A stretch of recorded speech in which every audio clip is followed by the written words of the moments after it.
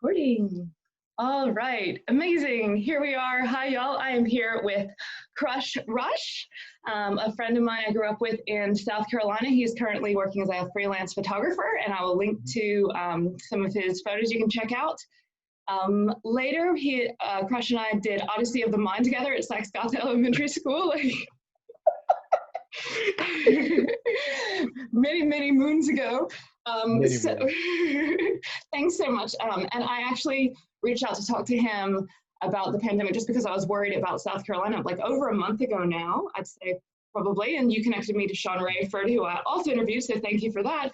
And I said, oh, I'd love to talk to you as well. And then you started recording all this fascinating footage during the protests and everything. And I was like, oh man, I would really love to follow up on that. And here we are. So we are. Yeah. So we'll just jump into questions. Tell me about your journey to becoming a photographer. How did that come about? All right. So my journey isn't one of grandiose, if you will. It started in a very hilarious manner. So back in the day, there was this game on Nintendo 64 called Pokemon Snap. And I really liked that game. And then for Christmas, I asked for a camera. My mother got the camera for herself, but I commandeered the camera and it became my. At that point, I was already buying disposable cameras and taking them to school and using them. So it was just kind of something that I loved to do and got into. I was also watching my great grandmother go through dementia. So really sparked a love for capturing things because I'm like, man, she's old. And back then there wasn't a lot of cameras, there wasn't a lot of recording of things. So, you know, if she talks about my uncle, it would be a description of how my uncle looks. There was never photos of it. I mean, description is great, but I mean, that all depends on what your brain is interpreting, how that person comes out. You know, I could say, you know, so and so, so and so, so, and draw a picture, and I'm like, yeah, that's nothing like your uncle. Like, you know, photography became something that I just, I love to do. I was doing it, as kind of like a hobby, absolutely as a hobby. As you know, back then I was making music and I was really into music. So photography just kind of came as, something I was doing outside of music and outside of Odyssey of the Mind and creating and all that. Yeah.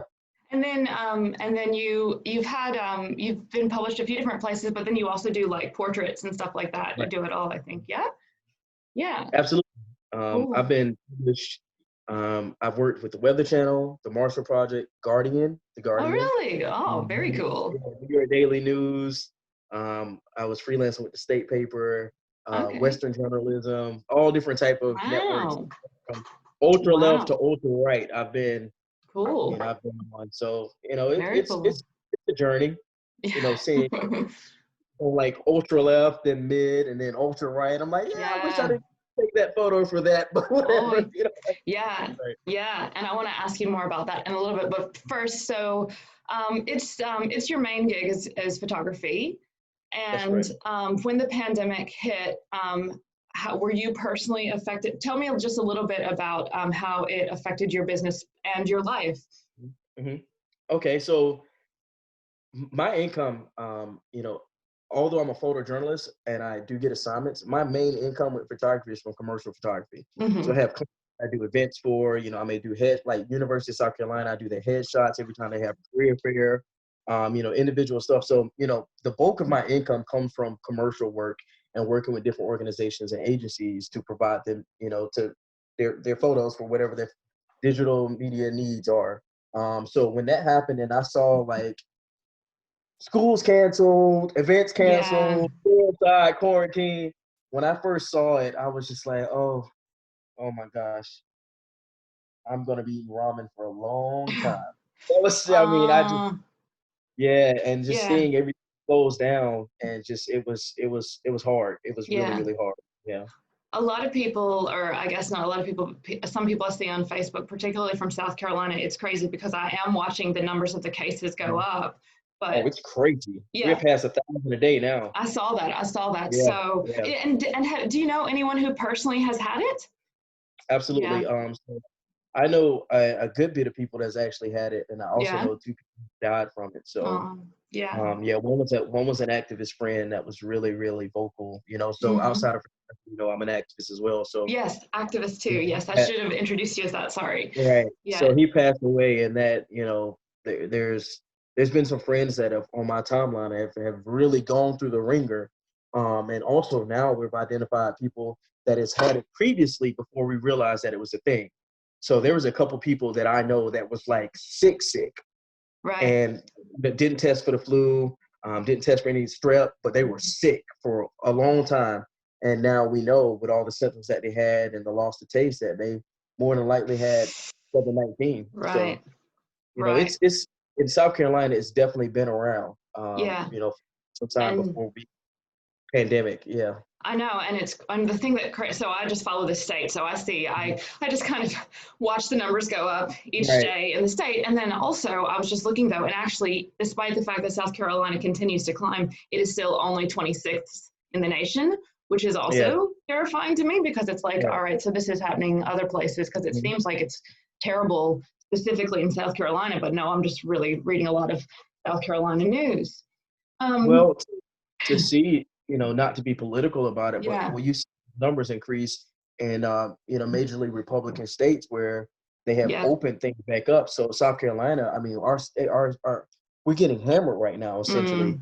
you say more than 1,000 Yeah, cases a day, but in the same breath, our governor said, "Okay, we're going to open up bowling alleys now." So yeah, it's really, really conflicting time. It's like, so what's going on, but you're trying to appease a certain someone, hmm, open up things. I mean, yeah. I was, Valley, everybody touches the house ball. Everybody, yeah, like, yeah. Oh, I didn't even think about that. The whole yeah, things. yeah, No, yeah. yeah, Finger and bones in the balls, different, shoes. I hmm, mean, hmm, yeah, I mean, that to me, a bowling alley would be a cesspool for bacteria, something that stays on surfaces. The climate, it's not like it's cold in a bowling alley. yeah, Yeah. yeah, yeah. And Mhm. and I think that I've just been reading about his kind of McMaster's. I've Right, been right. watching him and hearing about him, and it would strike me. And I don't think he just cares. At least from what I've heard, I think Right. his priority is the economy, no matter what. And he's like, people have the freedom to do what they want. It's a very Mhm. and it is what it is. It is what it But is. Right. but Right. it breaks my heart. And this will reflect on him, I think, later on. But I digress. This is your interview, not mine. Um, Well, I mean, just um, last point on it, I definitely agree. He wouldn't have been put into that office if it wasn't for Trump. Trump took Nikki Haley into office, so ah, therefore McMaster was slotted in that position. So his loyalty lies with Trump. So if Trump says open it back up, McMaster's gonna open it back up.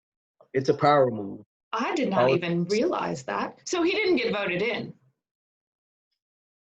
Is that right?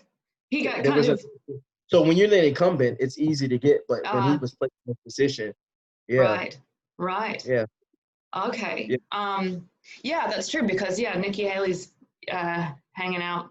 Yeah, right. Thank you for pointing that out. That no did not problem. even cross my mind. That's really So if he says open it back up, then McMaster's going to open it back up. yep, yep. Yep, He's beholden. that's right.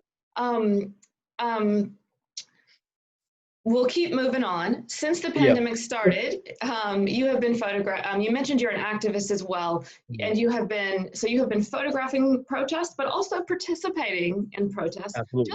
And you have. I've been watching your photos of protests for years. So you have covered all different kinds. So tell me about a Oh few yeah. different protests you've covered over the years. Sure. So, speaking about protests, and marches and rallies, like just saying, I've covered things from the far left to the far right. When the Charleston massacre happened and the Confederate flag came down, I was covering Klan rallies, neo-Nazi rallies, Confederate rallies. And now you see, fast forward to 2020, we have Black Lives Matters, rallies and marches as we do, but to this extent, Mm-hmm. it's different. As unarmed black men, unarmed people of color have been murdered over the years, there's been protests, march, rallies, but this year is different. I've also covered this year Mm-hmm. reopen SC. where it was a bunch of people saying, hey, look, we don't want to be in quarantine. We don't want to wear our masks. So we're going to have a protest. I mean, but in that same protest, they were also wearing masks and social Yeah. distancing and didn't get out of their cars. So it's like, we don't believe this virus thing is a real thing, but just in case, we're going to not get out of our cars. We're going to, we're going to have a parade, a reopened parade, and a couple people was out standing on the side of the street at the State House. But I've covered it all. Occupy movement. I covered the Occupy movement. Union, related to the union strikes, civil rights stuff. It's just politicians. I've covered. How do you know? Like, would you just get like, do you just see it on social media or something? You're just like, I'm going to be there. Just kind of like, right, grab my gear. Well, luckily being in the industry for so long, there's when things, people usually tag me in it. And also I'm following a couple feeds, like when it comes to like election years. There's a couple websites that you see that pulls everybody's events that they have, whatever states they're going to be in.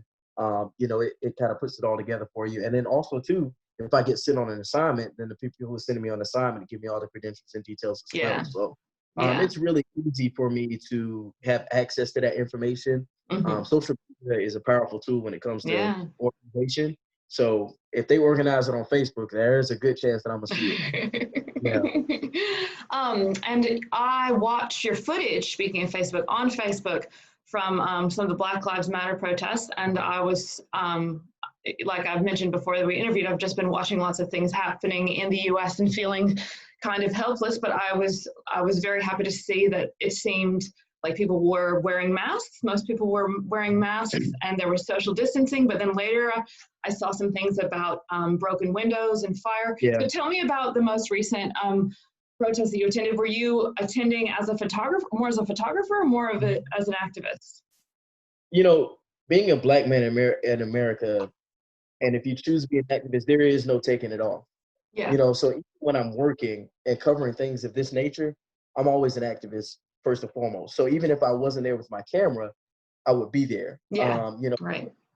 Being, a photojournalist and an activist, it gives me a dual purpose because A, do I get to photograph things that I might see going wrong? Yeah. B, I also get to document it. So it becomes a tool. The camera becomes a tool for so many reasons. I get to cover history, but I'm like, hey, look, so like, for instance, there were a couple things that happened with our law enforcement. I had documented proof of it. I'm like, hey, look, this is me coming to you. You know my name, you know our reputation. I'm telling you that your guys messed up. Yeah. Right. There is no taking off the activist. It's almost a tool. It's you're doing your job, but it's also a way to hold people accountable. Hold people accountable. Absolutely. Yeah. And you have so you used some of your footage then to hold people accountable. And to exonerate people. Right. Okay. Very cool. Important to mention. I believe I've seen some photos of some white. Have you actually? And correct me if I'm wrong. Have you been to kind of white supremacist type rallies in the past? Absolutely. As a Black man attending, photographing a white supremacist rally in the United States, in South Carolina of all places. I was wondering if you could talk about that and if you feel comfortable, only if you feel comfortable, just discussing, I guess, racism in South Carolina. Yeah, so racism in South Carolina is something that kind of permeates the air, even though a lot of people don't want to talk about it. A lot of white people don't want to talk about it.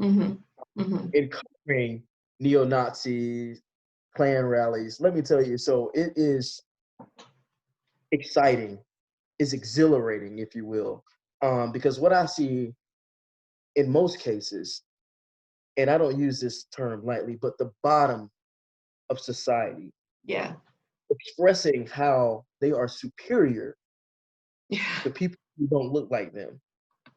So I'm seeing, in a lot of cases, toothless individuals who are morbidly obese and clearly have not taken care of themselves, are claiming to be superior in every regard. They're Yeah. speaking as if they, have not been well educated. So it's just like I'm sitting here and I'm documenting it, and Mm-hmm. all I think of is my existence infuriates them. Yeah. It's because they hate Black people. Because Yeah. here I am, a young, educated, most of the time I'm handsome, and so you can handsome young man that has Mm. and has made something of himself right here, and there's nothing that you can do about it. You are Mm-hmm. infuriated because being Mm-hmm. mediocre no longer flies. Yeah. You're threatened because you can no longer just exist and have the benefit outside of that privilege that you hold. Yeah. Well, Yeah. here you are, and as times are changing, even the people that look like you don't want to identify with you. Mm-hmm. So you're stuck in a place that we like to call that extra sunken place, because Yeah. they can never truly get out of that place in their mind. A lot of them will never move past that Yeah. because they will never want to move Yeah. past that. Yeah. And I guess Yeah. that is such a blatant, we hear a lot about advantages and privileges Right. that white people particularly, I guess, are unaware that they have. Mhm. But I feel like there's that, and then there's these toothless protesters who are feeling Right. very threatened. And would you Mhm. say it's all part of the same thing, or do you? Because I mean, I know Mhm. I have definitely had over the years my eyes opened as to things that I have not had Right. to experience that other people have because of perhaps the color of my skin, perhaps Mhm. the wealth that I was born into that I didn't didn't ask for. Right. What do you? I guess does that question make sense? Do you feel that Yeah, like absolutely. yeah okay Absolutely. mm-hmm. It does make sense. And what I will tell you this, I will say this in a very harsh and a very real, one statement can sum it up. Okay. So when it comes to racism and it comes to the old South, when Negroes started getting money and power and amassing wealth, there was one statement that was always held true. It doesn't matter how much money you have. It doesn't matter how big your house is. You're still going to be, and you know the word that comes Yes. next. So Yes. that in that Yeah. statement, Yeah. that shows that there is a societal privilege that Mm-hmm. happens here, because it's like Yeah. no matter how much money you Yeah. make, no matter Yeah. where you live, Yeah. where you are, you Yeah. will still be looked at Yeah. as that. It Yeah. goes to show you how true that is, Yeah. because every once in a while you'll see a celebrity that, Mm-hmm. they go to a place that the people don't know who they are, and they're Mm-hmm. getting profiled, or you might see a Yeah. guy that's he's got a cool 5 million in his bank account at any given time, and now he's in a jewelry store being profiled Yeah. because the person in the counter has no idea who he is. Yeah. So it doesn't matter how much money Yeah. you are, Yeah. where you live, and so that is privilege, because that Mm-hmm. identifies the Mm-hmm. privilege. Mm-hmm. And just as harsh as it is, that identifies that there is a privilege, even if you're poor, even if you don't have any money to your name as a white person, Mm-hmm. you still benefit of that skin that you were born in. Yeah, and it just and I can't imagine how frustrating it is for someone who's completely educated, who has never broken a law in their life, to still have it come down to something Right. so and that I feel like that can have such a huge impact on a person's psyche over Oh, time. You know absolutely. what I mean? Like I mean it's and so I think that um it's bigger than one moment being randomly like pulled over by the cops. It's Right. like the overarching thing. But I mean, Oh yeah. this is how I can It's imagine. systemic. Yeah. We Yes. live in it. Yeah. We live in it. Yeah. Yeah. Yeah. So to touch on that is, Yeah. you spoke about here in my other interview. That's why I talked about so deeply in that interview, is that I'm sometimes I sit and I think, I'm like, what's different this time? What's Yeah. different this time? We've seen unarmed Black men get killed. We've seen unarmed Black women get killed, but nothing happened. There was no convictions. What's different this time? Mm-hmm. All of a sudden, everywhere I go, every company that I want to spend my money at has a statement about how Black lives matter. I almost feel Yeah. like am I being Yeah. trolled? Is Yeah. this actually real? Because my whole life, I've never felt that anybody really cared. outside of people in our community and some of the Yeah. white allies. I never truly felt like, I felt equal, but I never felt equal, if that makes sense. Um, I know that I have opportunities. Yeah. You know Yeah. that with those opportunities comes twice the hardest work. It comes 3 times the perseverance. It comes 3 times the knockdowns. So Yeah. I felt equal, but I never Yeah. felt equal. All of a sudden, everybody's saying my life matters. Yeah. White people, here's this benefit. We're going to take these monument statues down. I've been protesting Ben Tillman's monument at the State House forever. Yeah. And now all of a sudden, it's like, hey, we might want to talk about these monuments and Yeah. statues. Yeah. Yeah. Yeah. I remember when this is not exactly the same example, but when Taylor Swift came out with a song, it was like all about pride, Right. and it's interesting because I applaud businesses, I guess, for trying to do the right thing, but it has to be more than a token gesture. But I mean, I have to look at myself as well. Like I was watching all these things happen, and I was like, I really think it's important to, because this is going on, to have to hear voices of color now more than ever, particularly in the United States. And I think there's going to be a lot of uncertainty, and people are going to do things wrong. And I think it's good for you to be skeptical, particularly around businesses. I'm skeptical around businesses as well. Like what is their end goal? Do they actually want to lift? Yeah. Yeah. Right. Yeah. So I mean, it's one of those things. It's like my mom always told me something that's now as I become an adult, our parents' wisdom that resonates as we get older and start getting those gray hairs. My mom always said that it's best to be proactive, not reactive. Because reactive, that means you're acting in response to it, and it can be misconstrued as not being genuine. So all these businesses are being reactive. Yeah. Yeah. Proactive when nothing wasn't happening. They wasn't like, what? It's a nice Tuesday. Black Lives Matter. Here's a state release this. It's like the CEO wasn't like, you know what? Yeah. F it. Black Lives Matter. But it had to be, the cities are burning, the world's on fire, Black people are really upset. So it makes me wonder, it's like, are y'all just doing this so the cities don't burn down? Because y'all have equity in these landmarks, these cities? Yeah. I think you're right. And I mean, I guess it's just, and that's why people are talking so much. It's not just something that you say and you put up the hashtag when people are upset. It's about thinking. For me, this is how I interpret it, is inclusion needs to happen 24/7 constantly. You know what I mean? We need to, intersectionality all the way through 100%. None of us are free until all of us are free. Point blank, period. Do you have, thanks for kind of talking to me about some of those things. Do you have you witnessed anything, or do you have any stories about things that give you hope for people of color in South Carolina? Well, what's really giving me hope, and I think this might be not just South Carolina, but in America genuinely, like, racists are getting fired left and right. Like, I try not to be as loud and ridiculous about it on social media, but honestly, like, my whole life, I've seen racists run rampant on social media. I'm talking about going back to MySpace. You remember Zanga? Man, I got caught in humor on Zanga.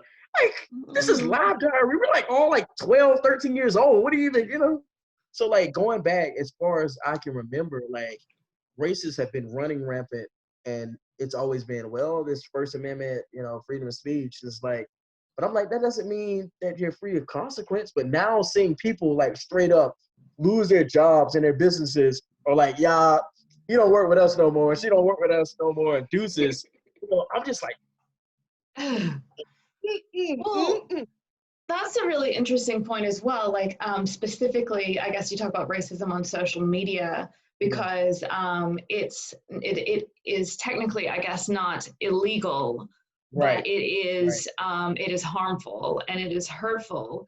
and for a long time people have been able to get away from it and get away with it, and it's so sad that like something that can be so, like, I love social media, that can be such a beautiful place where you show your kids and your life and everything, can also be such a hateful place, and maybe perpetuating and spreading ideology that that you don't want. So I mean, yeah, I mean, I guess I've been looking and thinking and reading a lot about statues and history and stuff like that, but it's also about concepts that are being spread. Do you think, along with watching the racists get fired, do you think that there are specific laws that could be put in place in South Carolina?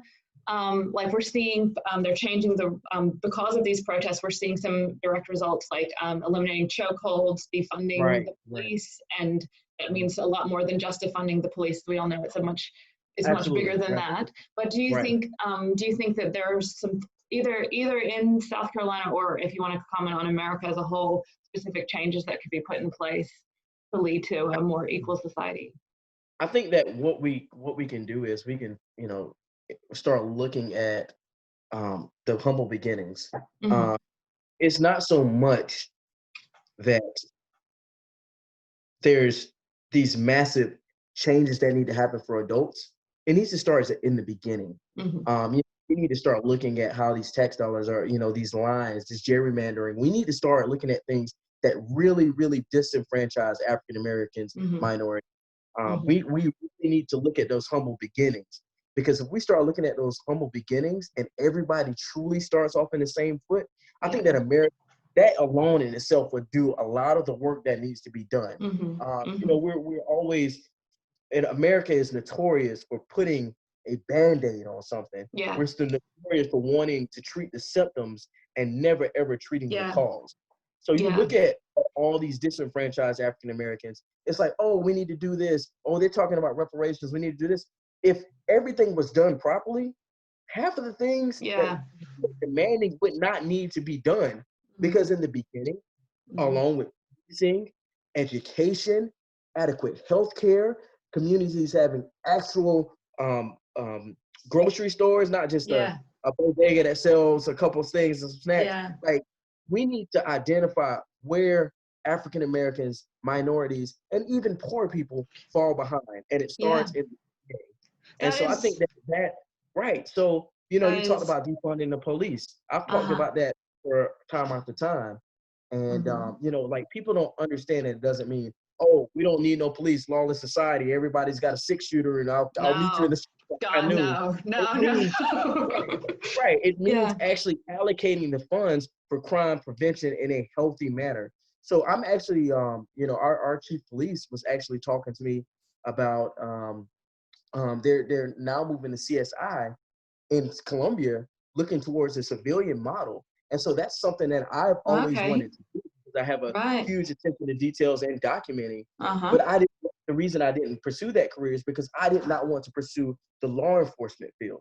I did not want to opportunity, and not an opportunity, put in the situation that I had to choose to make those decisions based on what my colleagues wanted me to do, or based on the training that I had. I didn't want to judge and juror just based on this biased training that I was getting, or have to fear from repercussions, because in a lot of times, we talk about like officers and making these decisions that they make. We don't talk about how busted the system is. Officers and precincts will blackball other officers who actually want to do the right thing. So it's put in situations they have to choose their livelihoods over doing the right thing. And it's easy to say, if I'm a single man and it's all just me and I'm young, but if you are established, you have, 3 kids, a wife that's all depending on you, that puts you in a very bad position. Do I do this and stand up and I know that I did the right thing, or I do this and have to explain to my family why I can't provide? And I think that really emotionally gridlocks a lot of people, because there's different professions that do that as well. The healthcare profession, there's a lot of professions that do that. It's like, it puts them in moral dilemmas. And I think that when you put somebody in a moral dilemma, to make them choose over their survival and their family over somebody else's survival, it recipe for disaster every single time. It's so interesting you say that. It shouldn't. So you shouldn't ever have to make, if possible, in a utopia, you shouldn't have to make moral. You shouldn't have to make moral calls in your job, because your job should be ethically responsible to do the right thing. Exactly. Yeah. And that's those humble Yeah. beginnings. Yeah. You see what I'm saying? We have to re-image what policing looks like. Yeah. Re-image what, you know, what this community service looks like. Mm-hmm. There's so many laws on the book. I mean, you take in consideration right now, you know, the wave of legalizing, I can't talk, legalizing marijuana, cannabis in America. But you also have to take in consideration how many Black and brown people have sat in jail. I know. For 30 plus years. Yeah. Because you have, and that has affected their communities as well. It's not just them sitting in jails. It's like kids that don't have fathers and stuff like that. It's just, for non-violent crimes. Meanwhile, you have Mr. Handsome White Guy who's now driving a Ferrari because that smoked just as much weed his whole life. Exactly. Yeah. Exactly. Yeah. And I think it's important what you mentioned about humble, or not humble beginnings, but us all having the same beginnings. I do worry sometimes that there's a little bit of a disconnect. And I think I wish sometimes that the media made it more clear that when we talk about what's happening with the Black Lives Matter movement, it lifts all boats. I think that is, I worry sometimes it's a little bit, some people assume the idea of us versus them, when in reality, if we do more to make sure that everyone has a more equal start, then it benefits everybody. Yeah. But maybe there's not white guys in Ferraris, stoners in Ferraris. Right. Like that, where there shouldn't be, maybe, and that could go away. I mean, this is a bit of a like whimsical example, but yeah. You know, it's we as humans are only, and just like we are all in relationships with each other. Every different race of people, we're all in a relationship with each other. And in a relationship, your relationship is only as strong as the weakest person. So if you hold back a group of people economically, you know, like you're we talk about America's wealth. Imagine what America could have looked like. I mean, because what we look through history, we see a lot of the creators, a lot of the inventors, they look like me, or a lot that look like you. Imagine if everybody was on their own foot and there was, you know, this healthy competition. You know, when you're your friends, you do things with your friends, you have a healthy competition. And when you have a healthy competition, everybody grows. Because of that growth, everybody in that area grows. So if both you and your friend are doing really, really well, then it's easier for you to help your family members do really, really well. They will also, and then guess what? Everybody grows. It's the lantern. If I have a lantern and we're in a dark hall and I notice that your lantern isn't lit, if I light your lantern, it takes nothing away from my lantern. But now you lantern. And guess what? Now we can see more. I know, you know? And that's such a beautiful way of describing it.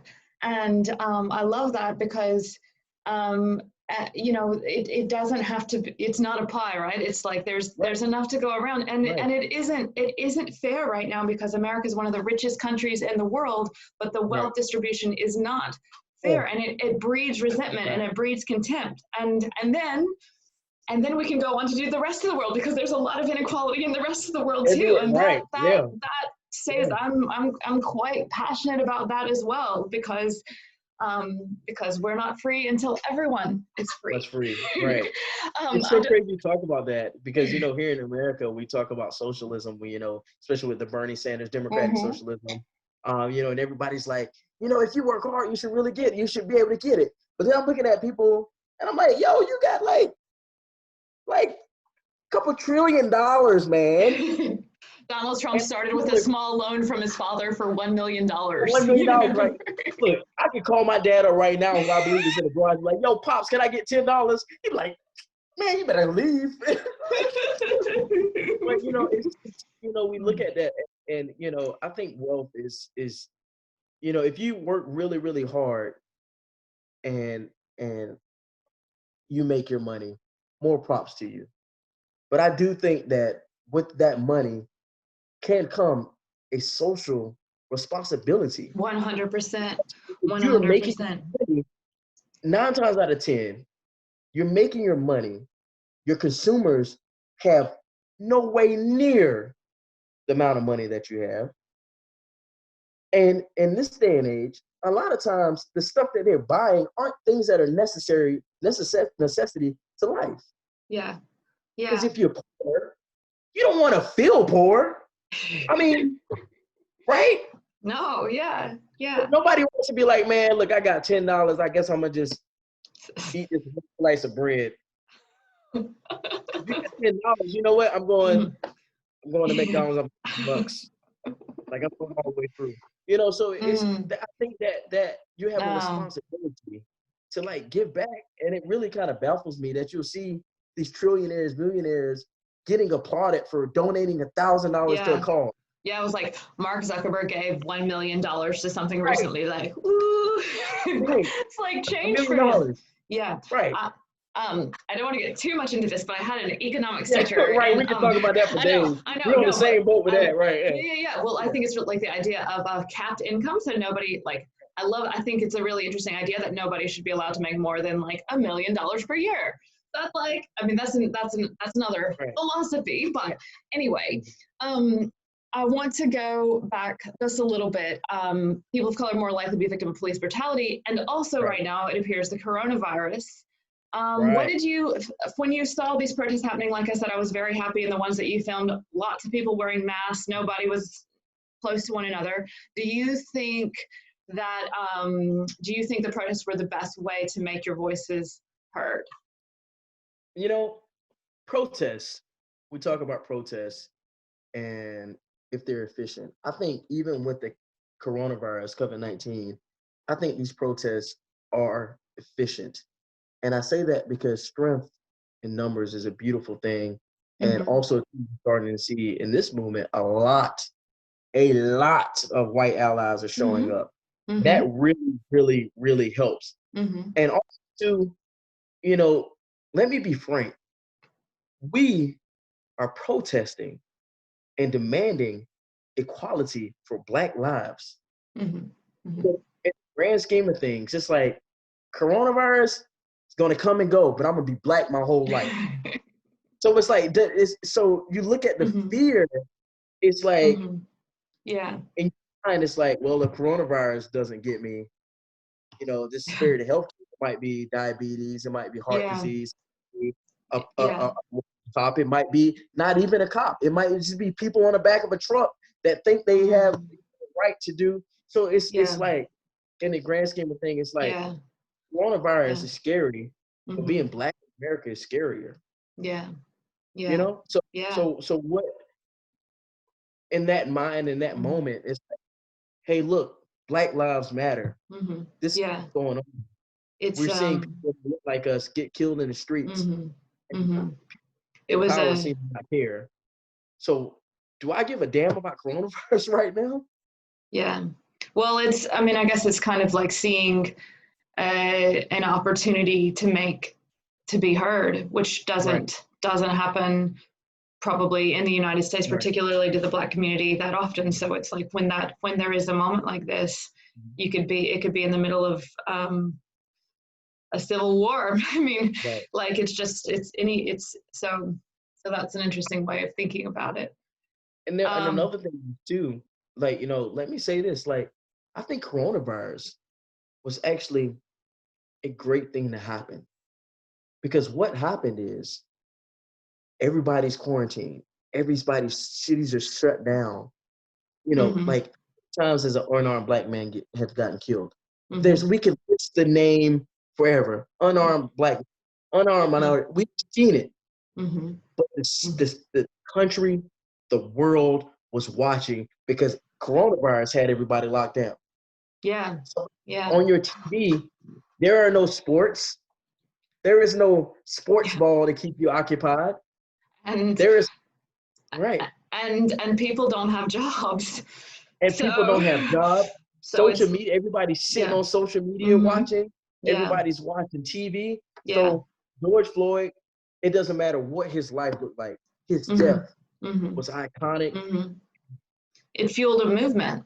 It fueled a movement. And the coronavirus helped give the whole thing a stage because everybody had to watch. Those 9 minutes, everybody had to watch because there was nothing else that they could watch. Yeah. And if they chose to watch something else, they were talking about it. Yeah. Exactly. Yeah. So yeah. That being said, do you plan on going out more now as things are opening back up? Do you have plans to go bowling? Absolutely not. So first of all, I find myself I'm on my one wheel. Like I said, I rode 12 miles today, and I'll probably go and ride it again. I love social distancing. Let me tell you, I'm probably I am the most outward extrovert, introvert that you could ever see. Because I'm like, man, look, I really just kind of want to stay home by myself forever. You always see me with like thousands of people talking to like everybody. So to me, it's I'm going to tell the story. I'm going to do what I need to do as an actress, as now realizing that as a historian, I'm going to do it, but I also want people to be very, very safe. Losing people, the idea that, COVID-19 reacts differently for all different type of people. There's been people that have been really healthy that have succumbed to it. That in itself should be like, hey, look, we need to take this seriously. We talk about the economy. I mean, the economy it will fix itself. It always does. We've seen history. We talk about the economy. It gets bad, things happen, but then back. That's just the nature of money. That's the nature of the thing that happens. But human lives, they are very, very important. And it doesn't matter how much money I have. I can't bring back the people I love. So I don't want to put anybody I love in danger. Yeah. Because they survive it, but my aunt may not, my mom may not, my dad may not, my cousins may not.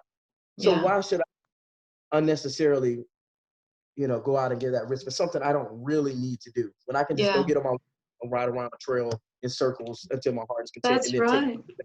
And play on my computer.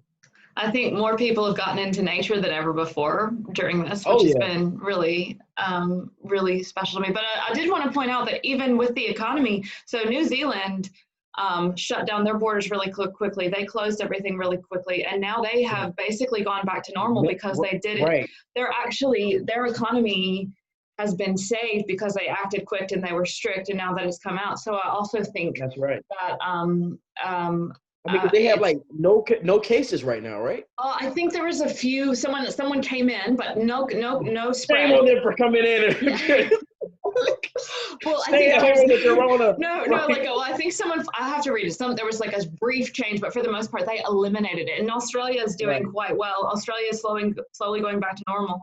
But anyway, it's interesting because it's like by choosing to stay home, you could actually protect the economy, but everybody had to do it. And that is not, as we talked about McMaster's, and a lot of articles are showing that things were opening up far before. So it's almost like it's like pointless. I don't know. Yeah. I think that one of the best and worst things about the American spirit is rebellion. America was born in rebellion, but at the same time, it's like anything that feels like, is that encroaching on my freedom? That is encroaching on my freedom. I don't want to wear this mask. I don't want to stay home. America says I can go anywhere I want to. And then now the curve has always been like,